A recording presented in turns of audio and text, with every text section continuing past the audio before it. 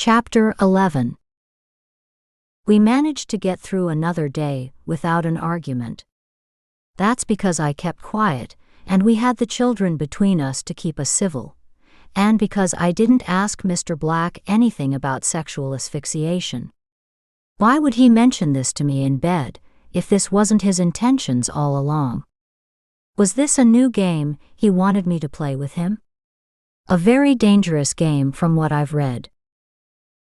After we sat and ate breakfast, Max watched me as if he wanted to ask about my week. He wanted to engage me in small talk, but he didn't want to anger me further. During breakfast, I came close to telling him about what Jonas and I had been up to. Been up to sounds a bit mild, as if we are two children, and our mothers ask, "What have you two been up to today?" And I could say, "Oh, we disposed of a dead body." Playing it over in my mind gives me an eerie feeling. At the time it was happening, my thought process had completely shut down. We both reacted to a situation like we were two children whose parents had scolded us about eating too much candy, and we decided to hide it so as not to experience our parents' wrath, which would be to take the candy from us. This is much different than hiding candy. In the case of hiding a dead body, we would have our freedom and our family taken from us. Max sat long enough to feed Jackson, our youngest. I didn't think he would be so patient and loving with his boys. But that was my bewildering thoughts. I had no foundation for thinking that. I just know that you never know about anyone. Look at me. Max would never suspect that I had time to get involved in his brother's schemes and come up with an idea to get rid of a body. I looked like a regular mother and wife, but I was no regular mother and wife. I had spent my night tying my husband to the bed, and the night before, when I should be feeding and playing with my children, I was out helping to hide a body and allowing another man to seduce me. A smile crossed my lips as I watched as Max talked and played with Maxim. Crawling on the floor with Maxim on his back, and he promising him that he will buy him a horse when we return to our ranch in Montana. After Max feeds Jack, he turns to me. He's getting too big for a bassinet. He should be in a crib. Just one more week. I don't want something to happen to him in a crib. If a child isn't old enough, they could put their heads through one of the openings, I say to him. I'll have one specially made. You don't have to buy one in the store. I knew Max could get whatever he wanted, but I selected everything for Jack, because I didn't have that luxury before to do that for Maxim. Max didn't find out about Maxim until he was 5 years old, and that hurt him and drove a wedge between us. We tried to close a gap in our relationship, one we created, but it appears there is something else that is causing a break. I stare at Max, then gaze into my cup of coffee. Anything wrong, Alex? His voice is quiet. His tone is appeasing. I don't answer. How could I ever consider leaving Max? Where would I find someone the likes of him? Handsome, rich, sexy, and a great father. I know he wants to be a loving husband, but when does he have the time? Now he's trying to prove to me that he can be all these things I wanted. But I may have fucked that up forever with his deranged, unhinged, beautiful, loving brother. I wonder if I will still hold a loving and caring feeling for Max if I discover he had something to do with Miranda's death. Again, I try to understand the kind of man before me. The kind of man I married. What does that say about me? I wonder what he will think of me if he found out about Robert and me being mixed up with Jonas. Maybe I'm too young to be involved with the Blackstone twins. Maybe I should have held out longer until I knew more about them. All the maybes in the world won't take me back where I can start over again. The question is, would I do the same thing over again? I have no answer to that. Lupita comes in and offers to take the children and dog to the park. They beg me to go. I say no, but Max overrides me. When everyone is gone, and there's only me and Max together, he glances over at me and touches my hand. An uneven current rushes through me, and I know if I don't resist him, he could have me, persuading me to do the unspeakable with him. I'm not in the mood, Max. He doesn't say anything, he just continues reading the paper. He had picked up the same paper I had previously read the day before about Miranda, and there's no expression on his face. Can he hide his emotions that well? Max glances my way. Have you read the papers? Instinctively, I say no. I'm going to take this paper with me. If you don't mind. No. Take it. When will you be back? I ask him. I have to stop at my office, and when I return tomorrow, I'll have good news. I rush over to Max and sit on his lap, and wrap my arms around his neck. I want to get as far away from New York and New Jersey as possible, and as soon as possible. I feel his hard manhood protruding and vibrating under me. He smiles at me. See how much I want and need you, he says with a closed smile and those dimples I love so much. I'll try to get back as soon as possible. We have a lot to talk about. You bet we do, honey. I'm thinking. If Jonas comes out from under his rock, tell him I have to have a serious talk with him. It's important. I pull my hands away and I twist my hands. I want to bite my nails. I'm nervous. What about? My voice is weak. I kiss Max's neck because I don't want him to see my face. To see my eyes. I'm numb and I can't feel anything now. I can't feel the warmth and desire Max has for me. I can't feel his hands tighten around my waist and his one hand crawling up my dress. Nothing you should concern yourself about. The buzzer rings from security, and my stomach tightens. The doorman informs Max that his driver is waiting for him, and he's off after giving me a kiss, and passing his hand under my dress into my panties, between my folds with his finger poised at my entrance and me squirming in his hand. I want that when I get back, and I'm not taking no, he says, smiling. Letting go of an indrawn breath of relief, and time to get my mind together on how to deal with all the shit I got myself into, I have one thought. Melody. I need to call her. I had been putting off talking to Melody. She had called several times and texted me once, but life got in the way. Miranda, Jonas, Robert, and Max got in the way. However, I had promised her that I would keep in touch. Now I have a motive for calling her. Retrieving my phone from my bedside table, I find her number. Yes. That's it, I assure myself. Melody. This is Alex Blackstone. Alex. I'm glad to hear from you. What have you been doing lately? Oh, don't make me guess. You and that handsome, sexy husband of yours have been holed up in bed doing who knows what to each other. He looks so sexy and deviously kinky. Don't tell me. He ties you up at night and has his way with you. Then she squeaks out a laugh. Her thoughts flow freely without thinking, and she says anything that comes to her mind. She doesn't realize how true her words are. Melody. I didn't call you to discuss my sex life with my husband. And if we did anything like that, I certainly wouldn't tell you. My tone is light. Believe me, if I had a man like yours, who is good-looking and rich, I wouldn't want to discuss him either with man or woman. I just thought you would like to give me some pointers. Hell, I'm rich, but I could always use a good-looking man. If just to gaze into his pretty face as he fucks me hard.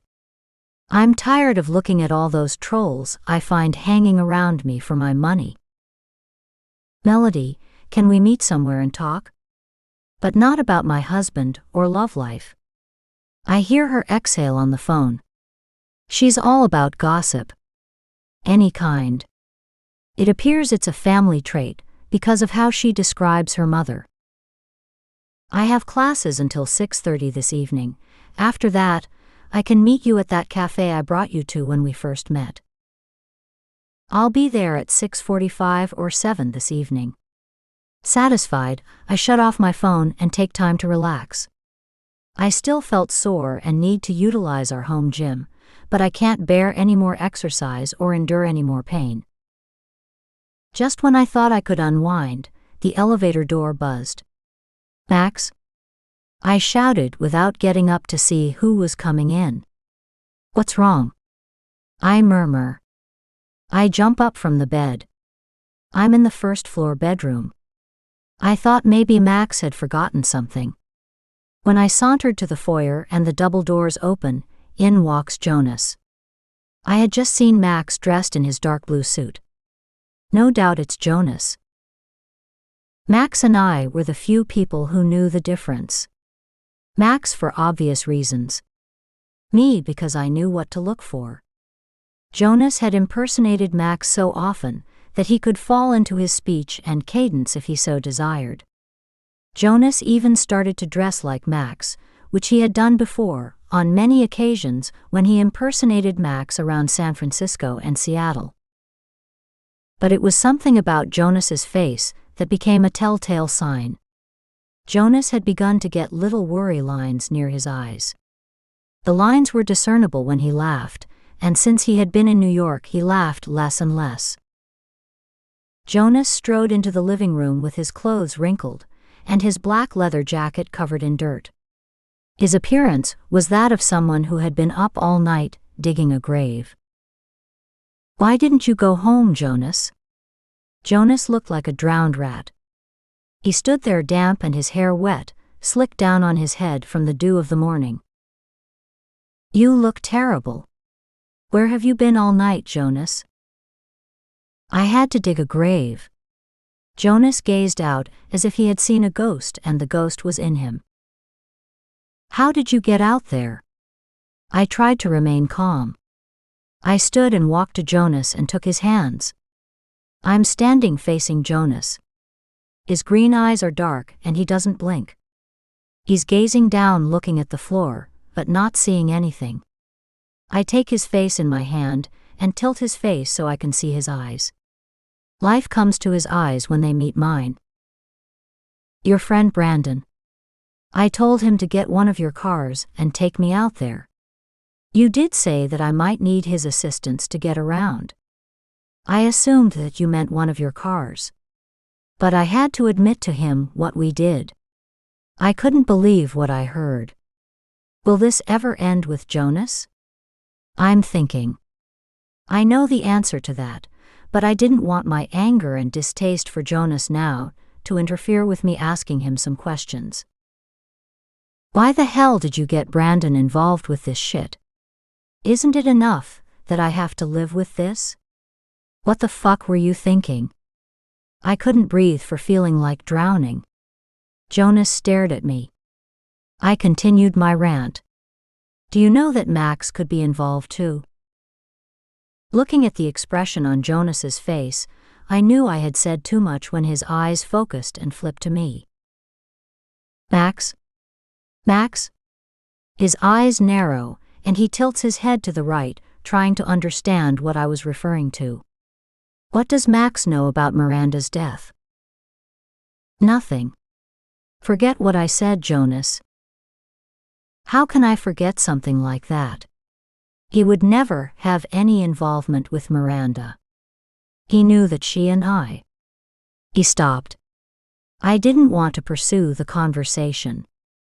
I had already found out more than I could handle. She worked for him, for God's sake, Jonas. Wake up. You're thinking he would kill that girl.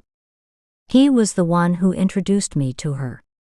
That backs up Robert's story somewhat. And he would never introduce another woman into your marriage. That may be true, but he had already fallen off the wagon when it came to our sex lives, and so had I, but it wasn't my fault. What was my fault is that I got caught up in misplaced emotions with Robert and misplaced loyalty with Jonas, and now that would end.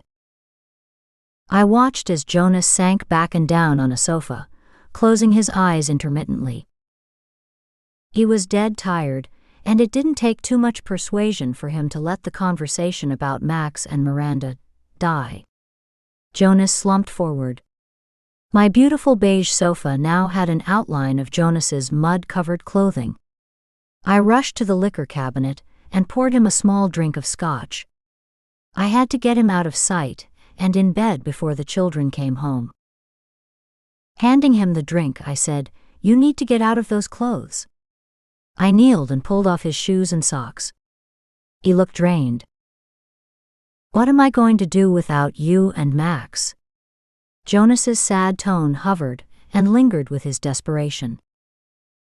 "You're going to grow up, Jonas," I said, looking up at him, taking his shoes and socks in my hand after he kicked them off.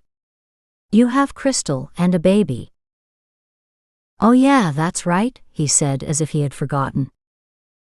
Reaching for the glass I placed near him, he took one sip, and before I could say any more, he was asleep. I let him sleep there for 15 minutes, and then I shook him on his shoulders.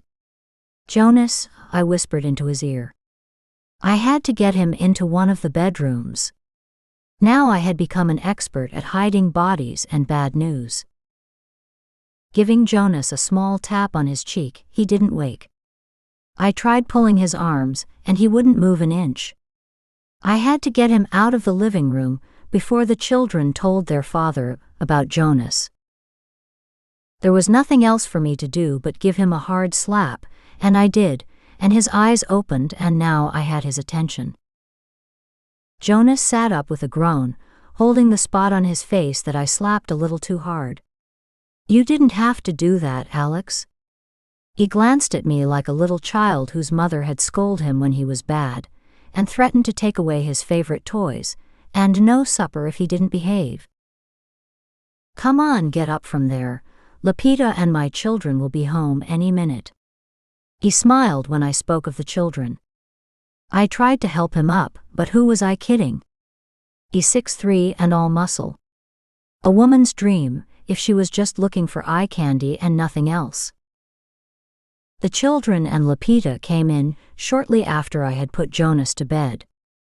After tending to the children, and taking one more peek at Jonas sleeping peaceful, I headed to the cafe to see Melody and try to get some information on this whole tragic situation.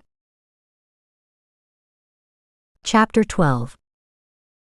Rushing out of the taxi, slamming the door, after dropping a large tip, I still received a nasty glare from the cabbie. Next time I'll take an Uber cab, or drive one of my husband's fancy cars. At this moment I'm not feeling appreciated or loved when that pointless thought enters my mind. I hurry into the cafe to see Melody with her head positioned downward, her fingers moving rapidly. She's busy texting on one phone and glancing over at another. "Sorry, Melody, for being late." I plop down in the chair opposite her. She stops what she's doing and places the expensive iPhones in her expensive Vuitton backpack. Then she drops the backpack on the floor next to her. I watch at her careless display of wealth. It's second nature to her, as it is to Max. It's that reason that I buy cheap bags. Somewhere in the back of my mind, I'm embarrassed, and the other part of my mind says that someone will steal it, and I will be out of thousands of dollars that I didn't want to spend in the first place, or I could have donated that money to a charity. No problem. I was busy texting and catching up on the news. "Do you always apologize for everything?" She asks me with her head tilted, as if she's never seen a person like me, or I'm some kind of rare bird. "Only lately." "It's a bad habit," I say to Melody, trying not to confuse her worldview. I shoot her a closed-mouth sheepish grin and hunch my shoulders. I always thought it was courteous, but in some circles it's frowned on. Apologizing, I'm told, is a sign of weakness. At this point I could care less. I just need some information from Melody, and I don't know why, but I like her. She enjoys talking, and I enjoy listening to her banter. What do you want to eat and drink? Melody asks. Nothing to eat. I ate with my family, but I could use something strong. Don't worry. I know just the thing. How about a tequila sunrise? My new boyfriend, swears by it. He's Spanish, and he introduced me to it. The order came quickly, and I gulped down the concoction and asked for another. What's wrong? Melody asked, peeking at me, when I ordered a second drink. I don't know you that well, but you never gave me the impression that you drank more than one drink. You better slow down or you're going to be drunk, and I'll have to call my driver to take you home. I relaxed after the second drink. Look, Melody. I need to ask you about Robert. Okay. She glanced at me, puzzled. Go ahead, ask away. What are some of the things you've heard about him and women? Well, what I told you before. Women were dying around him. My friend with the pills and one girl just disappeared. There's lots of gossip about the one who went missing. Just ask my mother and her friends. They sit and gossip all day about what they've heard, read in the papers, or servants bringing gossip from homes they've worked in. My mother, with her blabbering servants and friends, has more info than the police. Sitting back relaxed for now, I listened to Melody talk for what felt like an excruciating hour. It took her an hour before she got to the point. By that time I was sober, and I raised my hand for another tequila sunrise. Melody glanced over at me. I don't want you to take this anywhere, but... Where would I take this, and who would I tell? I wanted her to get on with the story. Promise me that you won't discuss what I'm about to tell you with that handsome husband of yours. I promise. Go on, Melody. I don't have all night. Robert is into something called sexual asphyxiation. I guess the BDSM lifestyle wasn't stimulating enough for him. Melody turns her head down slightly as if she's looking for a reaction from me. Where did you hear that? My voice is calm, and I don't give away anything. Like I said, there's nothing that goes on in this town that my mother and her friends don't know about. She leans forward. This is important. I have to get this out before I forget. Melody interrupted me from asking another question. They said the chick that's missing is about our age, and she's Eurasian. She had a relationship with Robert only recently. They were seen together at the Four Seasons Hotel, having lunch. After that, she hasn't been seen since. Then Melody whispers, "You do know she worked for your husband?" I did know, but I had just found out, and I wasn't going to tell Melody. I opened my eyes wide and placed my hand over my mouth to give her the impression that I'm hearing this for the first time. The handsome Mr. Blackstone could probably tell you more about Robert's relationship with that chick, but that might be a little risky. Melody gazes at me, with her thumb on her chin, as if she's studying my reactions.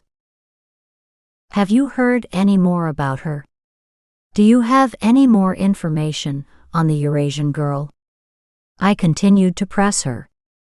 Melody likes to talk, and now is my chance to gather as much information before I leave her. Only that her name is Miranda. She speaks fluent English, French, Spanish, and several Cantonese dialects. You and Teoq. Melody pronounces the Chinese names perfectly and glances over at me. So sue me. I've had a privileged life. My eyes dart all around looking for something to rest on. That's her. The girl in the suitcase who Jonas recently buried. I left Melody, and I was tipsy after gathering as much information as possible without her suspecting anything, and hailed a taxi to get back home to my children and dog.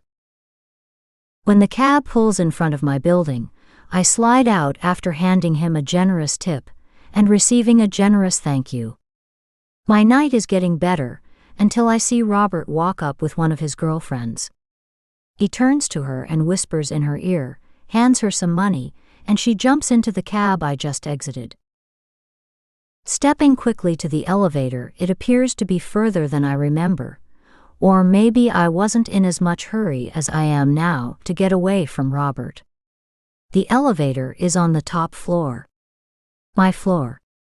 When I glance into the stainless steel elevator door, I see Robert standing behind me. "What do you want, Mr. Montgomery?" I say, breathless, closing my eyes and turning away. "You've been drinking." He takes my shoulders and turns me to face him. "What is it to you? Are you angry that I had a woman with me, and I wasn't sitting at home waiting for you to decide to take me up on my invitation to visit me? I could care less who you fuck. So you are upset. I'm surprised at you, Mrs. Blackstone. I didn't suspect that word was part of your natural vocabulary. It sounds so arousing and stimulating when it rolls off your tongue. For your peace of mind, I don't fuck those women, but I want to fuck you if you let me." His tone is scorching and thought-provoking. I'm visualizing him lying over me and ready to enter me. I wake from my dream when the elevator stops. I can't believe I'm having this conversation with you. Do you think I'm stupid? Suppose I tell my husband. But you won't, he says to me. His hands rest on my chin and he lifts my face and my eyes meet his blue eyes. I'm sulking and I bite my lip and he's staring at my lips. He doesn't speak. I get the impression that he wants to kiss me, but he thinks better of that notion. You are pretty sure of yourself, and you think I won't tell Max about you? I say to him. The elevator finally opens, and I step in and stumble. Robert slides in beside me. I hold onto the wall as if it's the last barrier between Robert and I, and he's about to cross the wall and come over to my side and take me. It appears we wouldn't be separated for long if something doesn't change soon. There existed some unnatural attraction between us we both recognized. Remember once I said we have a lot in common? Yes. We have my husband and brother-in-law in common, and that's where it ends. I didn't know I had the courage to say those words, especially since my eyes pleaded with him to take me there in the elevator. Robert strides close to me as the elevator on his floor. He gives me a peculiar glance. A soft gaze. An eager gaze. His perfect white teeth gleaming when his amazing, beautiful, sexy smile targets my body and I become limp. Robert reaches for my hand and places it to his mouth. His kiss is warm, revealing, and deceptive. He speaks into my fingers as his eyes follow mine. What do I have to do to get you to give me a chance? He turns my hand around and he's kissing my palms. Do I have to get rid of Blackstone, because I will do it? Have you lost your mind? I pull my hand back in horror. Yes, over you. What will you do if I tell you that I have evidence that your husband killed a woman that we both shared? My head is light. Maybe my unsteady behavior had something to do with that drink, or his words. The next thing I know, I wake, and I'm lying in Robert's apartment on his sofa. What did you do to me? I try to sit up and I can't. I did nothing. I was talking to you, and you fell into my arms. I picked you up and brought you into my apartment. I didn't want to bring you home because I was thinking about you and your children. I didn't want them to see their mother helpless. I checked my clothes and nothing was out of the ordinary. My jeans were so tight he would need a can opener to get me out of them. Robert is standing up and watching at me, and his eyes are fixed on me. Don't worry. I'm not the kind of man to take you if you don't want to be taken.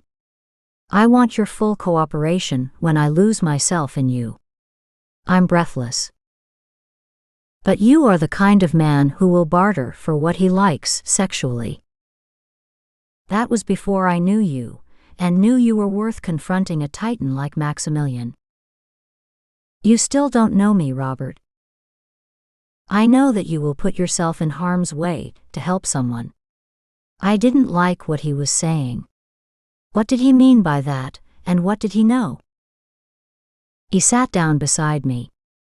I tried to get up, and my head felt as if someone had batted me with 1,000 tennis balls. Why don't you sit here for a minute? Don't worry about the cameras.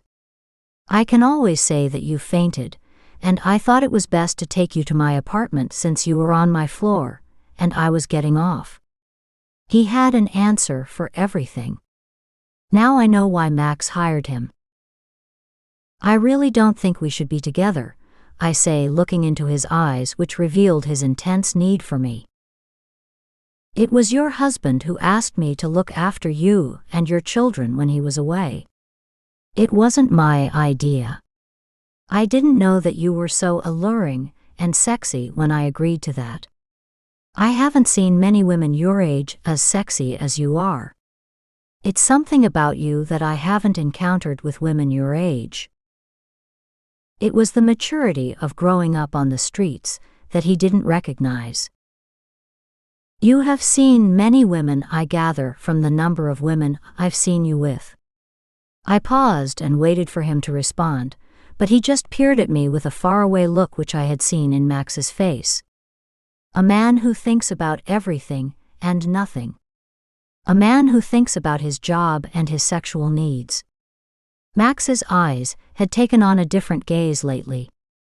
He thinks about his family first and sex and business last. Women calm men. They provided the sexual pleasures that men crave and need. I just happen to be adept at satisfying them when they satisfy me. I guess you would be an expert by now, I say to him, expecting him to react. I didn't have to wait long. I haven't met many young women your age who says to me whatever comes to their mind. They usually want to please me. That's because they want you and I don't. At those words, Robert reached for me and brought me into his embrace. Don't be too sure of that. And just like that, he released me and glared at me with a sexy, defiant smile, but only for a second. Then he leaned over and grabbed my hair and wrapped it around his fist, bringing my face to his forcibly, then kissing me in the most erotic and seductive way. His tongue sliding down my throat and the sounds he made, loud moans which had me panting and drenched. And finally I returned his kiss before I caught myself and realized what I had done. My breathing is heavy and loud when I pull away from Robert, but I had accepted his embrace. I had surrendered to his embrace, and I wanted him, and worse yet, he knew it. I'm breathless when he raises my blouse, and his lips are on my nipples, sucking them hard. I raked my fingers through his hair, grabbing a handful, trying to pull him from my breasts and body, but I wasn't as single-minded and determined to push him away from me as he was resolute in making love to me. My shirt is rolled up past my breasts. My breasts rest above my bra, and Robert's hands are fixed on one nipple and his mouth is fixed on the other. Stop. I can't do this. I love my husband. Robert stopped dead. But his heart thundered in his chest. I scrambled to push my breasts back into my bra and pull down my top. I'm not asking you to stop loving your husband. One thing has nothing to do with the other. I'm asking you to let me give you what you haven't been getting. How do you know what I haven't been getting? Because Max confides in me about his needs. We share the same psychiatrist. I can't hear anymore. I have to go. I fumbled around looking for my purse and found it. Standing quickly, I wobble. I head for the door with Robert quick on my heels. Stop and wait a few minutes. I have to go, I said, my voice low and frantic. Take a few seconds and comb your hair. I faced the mirror in the foyer. The reflection it gave back was none too flattering. My hair looked like I had been caught in a windstorm, and my white shirt was hanging out over my jeans. I didn't recognize the woman in the mirror. She looked like the teenager who had been homeless on the streets of Seattle. I glanced around for my coat. I had to have a coat. Then I saw my blue leather jacket laying over a chair. I walk over to the chair and reach for it. Robert's hands cover mine. You can't go home like that. I know he's right. Taking my comb out of my purse, I passed it through my hair and tucked my shirt in. Taking one last look in the mirror, I inhaled. Now I'm ready. I'm going to walk you to the elevator. I don't want you to. My voice is fragile and shaky. But I want to, and I will. He opens the door, and I step out into the corridor. I want to run. But why were you running from Robert's apartment? Max might ask. I know beyond a doubt that I have to bring an end to this. Alice in Wonderland has gazed too long into the looking glass. I need to put some distance between Robert and I need to stay away from him, because nothing good can come from this.